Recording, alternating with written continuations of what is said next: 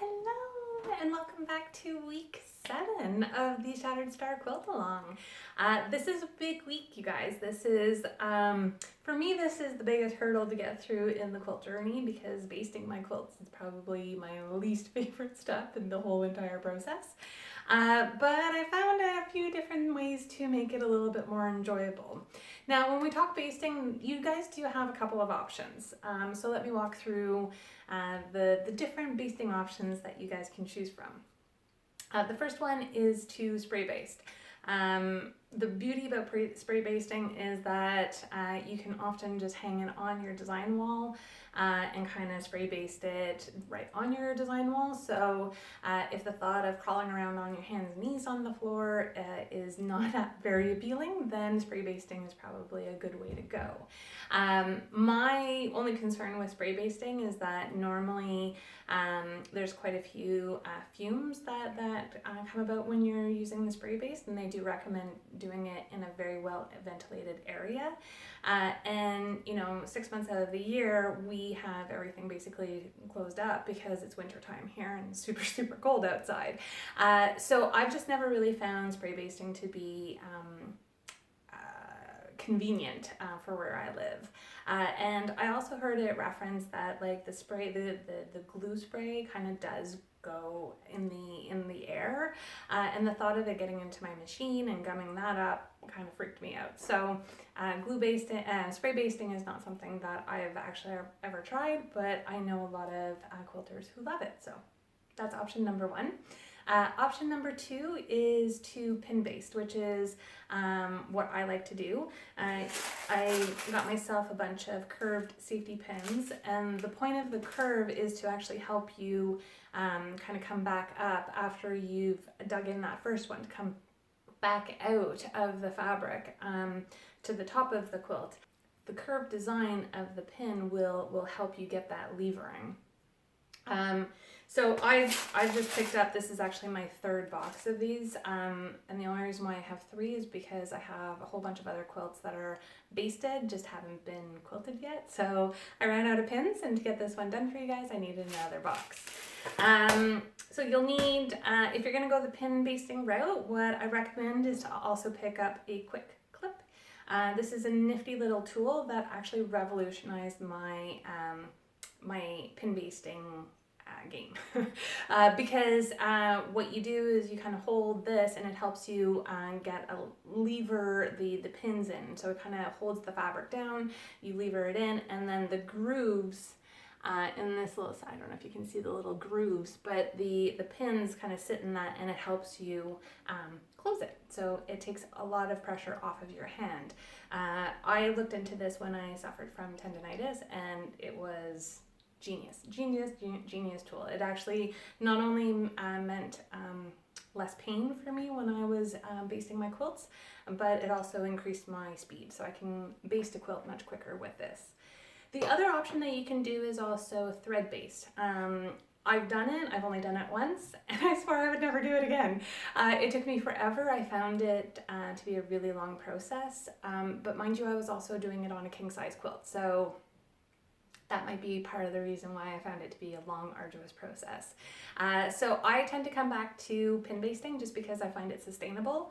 Once you've bought a set of pins, they last you for years. The first box that I bought was over 5 years ago, and I'm still using it. So for me, it's a much more sustainable option versus having to buy cans of spray basting glue. And then thread basting, I just find very long and it hurts my hand after a while. So that's why I come back to pin basting. So today I'm going to walk you through how I go about pin basting my quilt. So some top tips for you when it comes to pin basting. Number 1, put some comfy clothes on, because if you're like me and you're doing it on the floor, especially since it's a large size quilt, I need the floor space to be able to get it all evenly laid out on the floor. That means I'm going to be on my hands and knees crawling around, getting it all laid out flat, and then pin basting it. So number 1 tip is to put some comfy clothes on so that you're not you're not fighting against your own clothing. Two, what you can also do is either get some knee pads, or I like to just take a throw pillow and have it underneath my knees so that it alleviates some of the pressure while I'm sitting there trying to get everything laid out flat and pin basted. And the other thing that you're gonna need is you're gonna need some tape. This is actually not my favorite one. This is painter's tape, but this one in particular I find doesn't stick very well. There's different levels of stickiness when it comes to painter's tape. So try a few out, see which ones work for you. What's annoying about the ones that don't stick very well is that by the time you get around the perimeter of your quilt and have gotten that backing tape down to the floor, sometimes this one is coming undone by the time I've gotten to the end of it. This is especially true in the summertime when it's quite humid. I find that this one doesn't stick as well. So just a note, keep that in mind when you're on the hunt for some painter's tape. So you're gonna need the painter's tape, you're gonna need your pins, you're gonna need optionally the quick clip, but I do highly recommend it. Otherwise you can also use a chopstick. I've seen other people use that, but this one's pretty cool. You're gonna need your backing fabric. You're also going to need some batting, and then you'll need your Shattered Star quilt top. Now, let's talk about batting. So batting is one of those things that I thought were all created equal, and it turns out they are not all created equal. So I will share a more in-depth post with you guys about batting. But suffice to say, what I highly recommend is to try a couple of different brands. My all-time favorite is actually Quilter's Dream batting. They are my, I've actually shared it in a newsletter before that it's my ride or die batting of choice. The reason why it's my batting of choice is because, one, it's consistent. And what I mean by consistent is that the thickness, there's no patchiness to it. It's a very even thickness batting, and it's just like, I buy it by the bolt because I use it that often, and I just don't want to be running out of batting while I'm working on my quilt projects. And it's just, it doesn't matter where I'm at in the bolt, it's always a consistent thickness. This hasn't always been true about all brands that I've tried. And in some cases I've actually had to double up my batting because it was so patchy and thin that you could actually really see through the quilt. Like it just, there wasn't enough there. So I ended up having to double up. I do highly recommend investing in good quality batting. It will not only add to the final effect and feel of your quilt, but it will also mean it holds together and just end up in a much nicer and more enjoyable final quilt product. So invest wisely is my biggest tip there. Okay, so aside from that, I think we are good. We've got our quilt top, we got our batting, and we got our backing. Let's do this. Okay, so I want to check in with you guys because what I have so far is I have my backing laid out on the floor. I'm just spinning you guys around here. There's my central seam that I've pressed open. And now what I'm doing is I'm coming in with my painter's tape, and I'm gonna tape it around. That's just little Fluff Noog saying hi. Because you see all those wrinkles? I don't want those in my quilt. We want to get rid of those. So I'm going to spend some time to smooth all of those wrinkles out and taping the edges down with some painter's tape. I'm gonna do that and I'll check back in with you guys. Okay, so I've got all of my backing basted. So you can see the tape goes all the way around the perimeter. And now, I've pulled out all of those wrinkles. Everything is nice and flat and smooth. Now, you don't want to pull too hard, You don't want to pull too hard on your fabric. You just want it to be nice and flat. And then once you have that all nice and secure with the tape, we are now going to add in the batting. So I'm going to go get the batting and I'll be right back. Okay, so since I'm working with a roll of batting, this is the Quilter's Dream in 100% Cotton Select. Yes, Pips is in on the action. This is his favorite part. But now he's helping me. So all we're doing is rolling the batting out along the backing. And then what I'm going to do is I'm going to come back and measure from the top. Oops, hang on. There we go. From the top to the bottom down here near my feet, I'm going to measure so that I know how much of the batting I need for to cover my quilt. And then I'm going to iron this, and then we'll lay it all out flat and smooth.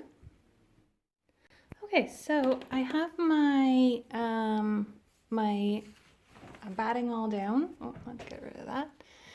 So I've got my batting laid down. What I've done is I've just literally spent some time smoothing out all of those wrinkles so it's nice and flat. And now I'm coming in with my quilt top that I've just finished repressing just to make sure it's nice and flat. And then, of course, I've got a little buddy coming to hang out. And now I'm just going to smooth all of those wrinkles out so that it's nice and flat. And then I'll come back and show you how I pin it. So when I say I'm smoothing it out, really all I'm doing is I'm running my hand over it just to make sure that I don't have any air pockets, and that, see how there's like a little pocket there? We want that to be nice and flat and flush with the batting. So I'm just taking my time.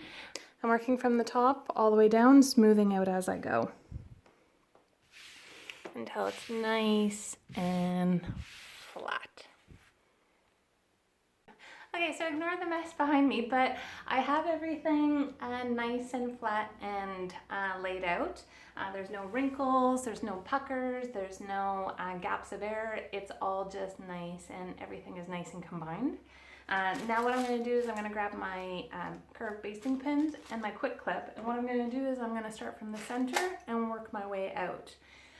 A good rule of thumb in terms of how to space your pins, normally it's about a fist or like a hand's distance away between each of those pins. That's a good rule of thumb to make sure that you have enough of your quilt basted so that things don't shift when you bring it to the sewing machine. So I'm gonna leave you guys there and you guys can kind of see how I do it.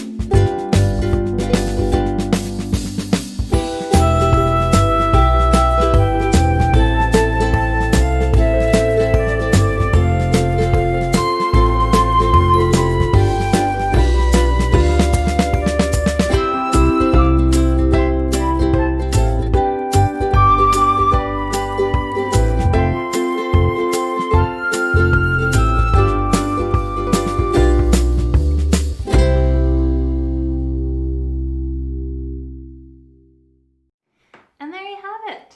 That is how you baste the quilt. Now I'm just going to take the tape off and trim it up a little bit, and then I'm done. She's ready to be quilted. If you have any questions, don't hesitate to leave them in the comment box down below. I'm always happy to help you guys out. And if you found this video tutorial helpful or you learned something new, don't forget to like it and hit the subscribe button so you don't miss out on any future video tutorials. Have a good one.